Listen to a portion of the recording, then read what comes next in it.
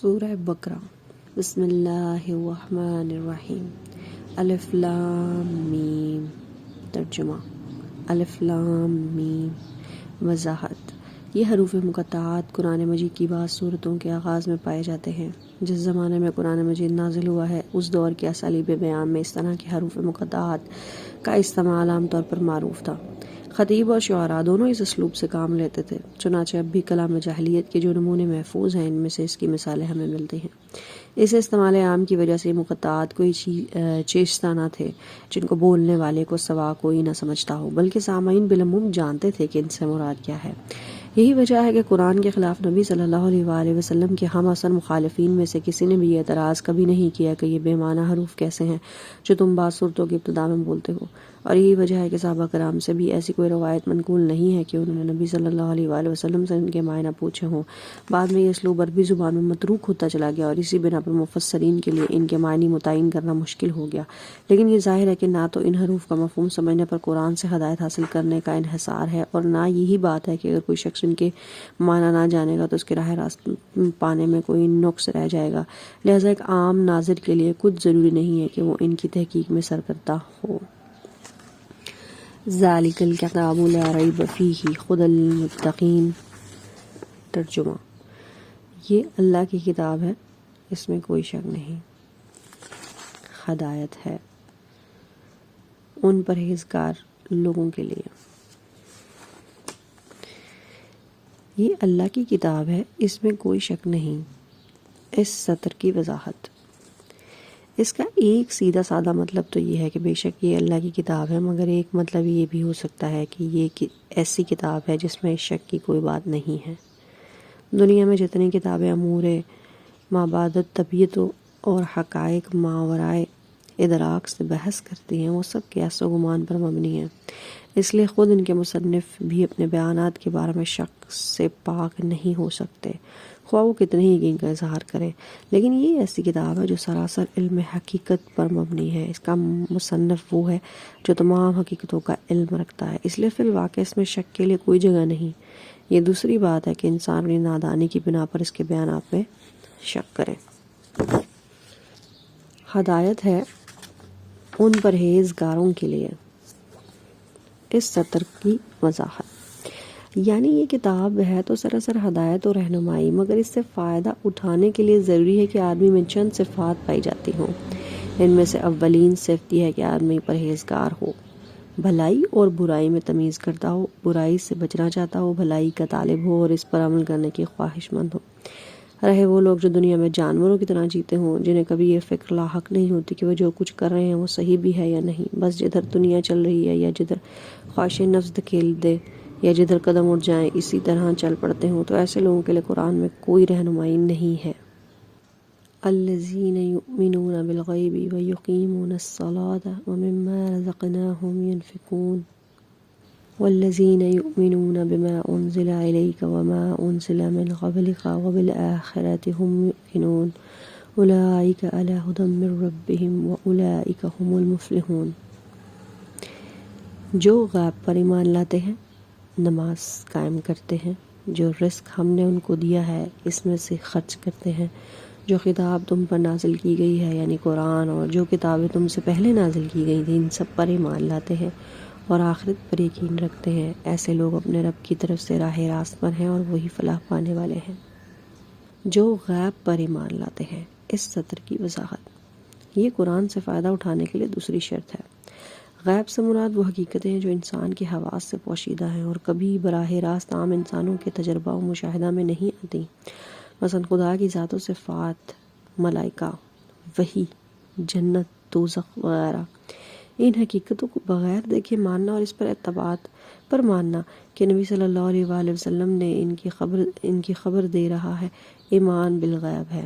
آیت کا مطلب یہ ہے کہ جو شخص ان غیر محسوس حقیقتوں کو ماننے کے لیے تیار ہو، صرف وہی قرآن کی رہنمائی سے فائدہ اٹھا سکتا ہے۔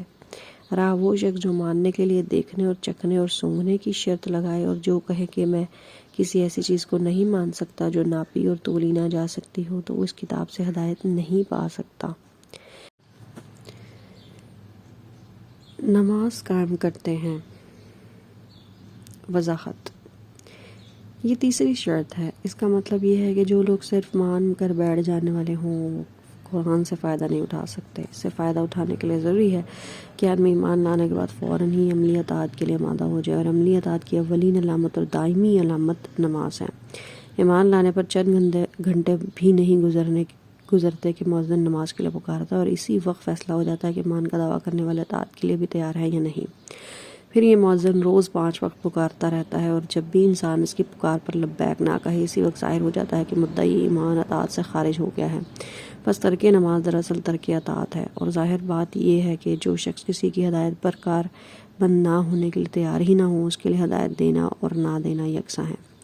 یہاں یہ بھی سمجھ لینا چاہیے کہ اقامت صلاۃ ایک جامع اصطلاح ہے۔ اس کا معنی صرف یہ نہیں ہے کہ آدمی پابندی سے نماز ادا کرے، بلکہ اس کا مطلب یہ ہے کہ اجتماعی طور پر نماز کا نظام باقاعدہ قائم کیا جائے۔ اگر کسی بستی میں ایک شخص انفرادی طور پر نماز کا پابند ہو لیکن جماعت کے ساتھ اسے فرض کی ادا کرنے کا نظم نہ ہو، تو یہ نہیں کہا جا سکتا کہ وہاں نماز قائم کی جا رہی ہے۔ جو رزق ہم نے ان کو دیا ہے اس میں سے خرچ کرتے ہیں۔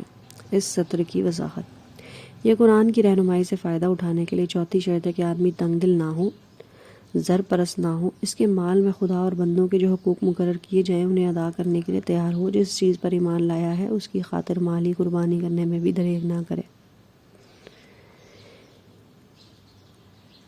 جو کتاب تم پر نازل کی گئی ہے یعنی قرآن، اور جو کتابیں تم سے پہلے نازل کی گئی تھی ان سب پر ایمان لاتے ہیں۔ اس سطر کی وضاحت۔ یہ 5ویں شرط ہے کہ آدمی ان تمام کتابوں کو برحق تسلیم کرے جو وحی کے ذریعے سے خدا نے محمد صلی اللہ علیہ وآلہ وسلم اور ان سے پہلے کے انبیاء پر مختلف زمانوں اور ملکوں میں نازل کی۔